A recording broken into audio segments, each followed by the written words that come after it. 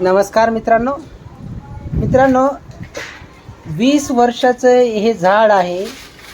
हे झाड आज तोडताना मनाला खूप दुःख होत होतं.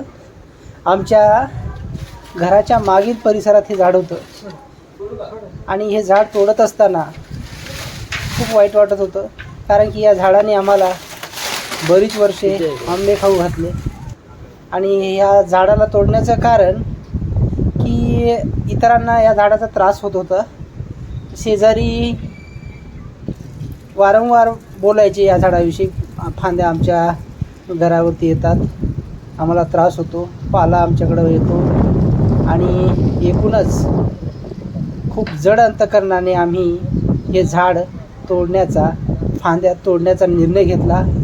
आणि तुम्ही बघू शकता आमच्या पाठीमागील जागेमध्ये हे झाड होतं.